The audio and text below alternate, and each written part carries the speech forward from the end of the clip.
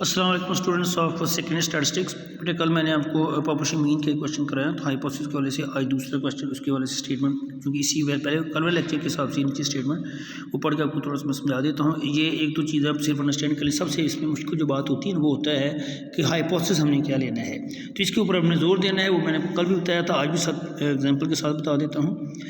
ये हमेशा याद रखना है कि एच नॉट में हमेशा इक्वल का सिंबल आना है और एच वन में इक्वल का सिंबल कभी भी नहीं आ सकता। अब इक्वल का सिंबल किस किस में आता है? इक्वल का सिंबल आता है इज़ इक्वल टू, अगर आ जाए लफ्ज़ या इज़ दिस वैल्यू, जैसे इंग्लिश की स्टेटमेंट होती है, या आ जाता है एटलीस्ट में, या आ जाता है एटमोस्ट में, या आ जाता है लेस देन आर इक्वल, या आ जाता है मोर देन आर इक्वल। बस ये दो तीन केसेस जिसमें इक्वल आता है, वरना हर केस में एच वन आता है। जिसमें मोर मतलब जैसे मोर के पर मोर है, प्रॉफिट है, बेनिफिट है, इंक्रीज है, ग्रेटर है, लार्जर है, अबाव है, इसमें ग्रेटर का सिंबल आता है। इस तरह अगर स्मॉलर है, लेस है, इन्फीरियर है,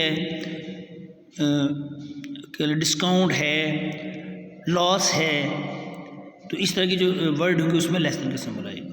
तो वो हमने डायरेक्ट उसमें हिसाब से लिखना था कि एच वन का सिंबल पहले लिखना है कि पहले एच वन का लिखना है। ये क्वेश्चन के ऊपर डिपेंड करता है। जैसे यहाँ पे लिखा है, suppose that the variance of the IQs of the high school students in certain city is this. इनकी ये इसने वेरियंस दिया हमें। The random sample of 36 n उसने 36 दिया है और उसकी मीन उसने 106 दिया। If the level of significance is chosen 8.05 should be concluded that IQs of the high school students in this city are higher than 100 और हायर। अब हायर का मतलब क्या होता है? ग्रेटर। इसका मतलब यहाँ पे उसने हमें अल्टरनेटिव दिया, ठीक है। जैसे यहाँ पे उसने H1 में लिख दिया है म्यू इज ग्रेटर देन 100। ये जो हायर देन 100 मीन कि वो म्यू नॉट की वैल्यू होती है ना, जो हमने लिखनी होती है म्यू नॉट, ठीक है। Mu nought is equal to, अब बेशक पहले डाटा ऊपर लिख लिया करें कि here mu nought is equal to 100 और सिग्मा इज इक्वल टू आ जाएगा 36 और स्मॉल एन 36 आ गया। इस तरह एक्स बार की वैल्यू 225 आ गई और अल्फा की वैल्यू 0.05। बल्कि मैं कहूँगा पहले ये लिखा करें डाटा, उसके बाद हाइपोथेसिस में ज़्यादा बेस्ट होता है। बहरहाल ये आ गया जी H1 ग्रेटर देन, हायर में आ गया तो इसका पता चल गया H1। बाकी दूसरा जो वो ऑटोमेटिकली उल्ट हो जाएगा। यहाँ पे ग्रेटर देन हमने लिखा ना ग्रेटर देन 100, तो H नॉट में ऑटोमेटिक आ जाएगा लेस देन और इक्वल टू। तो अब आप देखिए नेक्स्ट में वो लेवल ऑफ सिग्निफिकेंस आएगा टेस्ट क्योंकि सिग्मा दिया तो X bar minus mu not over sigma under root आ जाएगा। फिर क्रिटिकल रीजन जेड की वैल्यू ग्रेटर देन 1.645 हम निकालेंगे, वो उसी तरीके से हम निकालेंगे। क्योंकि यहाँ पे ये ज़हन में रखें, जब वन टेल टेस्ट होता है, वन टेल टेस्ट में जिसमें ग्रेटर या लेस का चक्कर आ जाए अल्टरनेटिव के हवाले से मैं बात कर रहा हूँ, उसमें फिर जेड अल्फ़ा ग्रेटर देन होता है, Z greater than Z alpha, ठीक है। इसलिए मैं अल्फ़ा की वैल्यू वो प्रोसेस बताया हुआ है 0.5 में से पहले माइनस करके अपने निकाल लेनी है, ठीक है। इसी तरह अब नेक्स्ट क्वेश्चन में देखिए, बाकी इसके बाद कंक्लूजन आ जाता है। अगर वो वैल्यू उससे बड़ी है तो वो फॉल करती है नहीं, ये सारी चीज़ें आपको बता दी हुई है। अच्छा जी, उसके बाद नेक्स्ट में जी, is there any evidence that their mean score is different from the mean expected to all. यहाँ पे उसने नहीं ना बताया ग्रेटर लेस, तो ये डिफरेंट के हवाले से बात। जब डिफरेंट किया H नॉट में पे इक्वल आ जाएगा और H1 में नॉट इक्वल टू आ जाएगा। बाकी सेम उसी तरीके से करना जैसे हमने पहले किया था। उसके बाद यहाँ पे ये देखिए उसने खुद ही सब कुछ दे दिया है। Let x normally distributed mu 100, यानी कि म्यू का उसने म्यू रहने दिया, म्यू की वैल्यू नहीं ना दी मैं म्यू नॉट के हवाले से, तो और आगे 100 बता दिए। इनकी वेरियंस हमारे पास 100 आ गया। X bar be the mean of the random sample of this और इस H1 म्यू ग्रेटर देन 100 आ गया और जैसे म्यू इज इक्वल टू 12 आ गया। तो आपको मैंने बताया H नॉट में हम तीनों केसेस में इक्वल भी लिख सकते हैं, वो कितना मसला नहीं होता। उसके बात होती है H1 की, तो सीधा सीधा म्यू ग्रेटर देन 12 आ गया, बस मीन कंसर्न ये होता है। तो उसके बाद बेटा नेक्स्ट क्वेश्चन जो है ना, क्वेश्चन नंबर इसमें देखा random sample of question number 5 में ये एग्जांपल जो भी है question, random sample of 64 drinks from a soft drink machine has an average content this and this with distribution of this test the hypothesis that. यहाँ पर उसने खुद ही दे दिया हाइपोथेसिस। ये जो इस तरह के क्वेश्चन होते हैं जो हाइपोथेसिस दे दो वो तो बहुत आसान होता है। इसमें जो आता है एक्टिविटी वो आ जाता है Z less than minus Z alpha. ये बल्कि आपको लिख लेना चाहिए, बुक में भी ये लिखा होता है इसका जो फार्मूला है कि Z is less than minus Z. ये आपको मैंने पहले दिन बताया था कि इसमें माइनस जेड अल्फ़ा आ जाता है।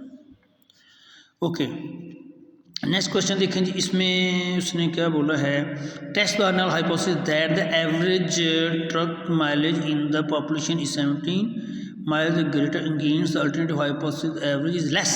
ये देखिए ना, उसने alternative to the average is less लिख दिया। लेस से मतलब ये लेस बाकी ग्रेटर देन इक्वल हो, उससे में कोई गर्ज नहीं है।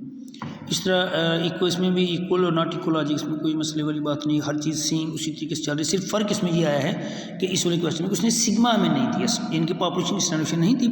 तो जब n ग्रेटर देन हो 30 से और उसने सिग्मा अननोन दिया हो यानी कि पॉपुलेशन डिस्ट्रीब्यूशन ना हमें दिया, फिर हम कैपिटल एस यानी कि सैम्पल वेरिएंस यूज़ कर लेते हैं, तो वो हमने यूज़ किया है और डिस्ट्रीब्यूशन जेड की यूज़ होती है।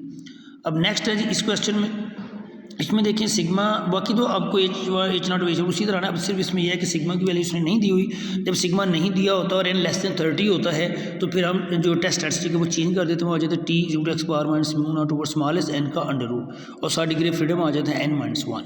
ठीक है, तो आप उसी तरीके से फिर इसका अब यहाँ जो क्रिटिकल रीजन आएगा ना वो आ जाएगा T less then T alpha और कॉमा डिग्री ऑफ फ्रीडम, यानी कि डिग्री ऑफ फ्रीडम का साथ इजाफा होना है। ये टेबल में आपको पता है जैसे काई स्क्वायर में हमने डिग्री ऑफ फ्रीडम लिखा होता है, जिसमें डिग्री ऑफ फ्रीडम आता है, जेड में सिर्फ डिग्री ऑफ फ्रीडम नहीं होता, बाकी काई स्क्वायर में टी में डिग्री ऑफ फ्रीडम साथ लिखना होता है अपने अपने टेस्ट स्टैटिस्टिक। ये अब थोड़ी सी बुक की हेल्प भी ले लेंगे, उससे भी आपको क्लियर हो जाएगा।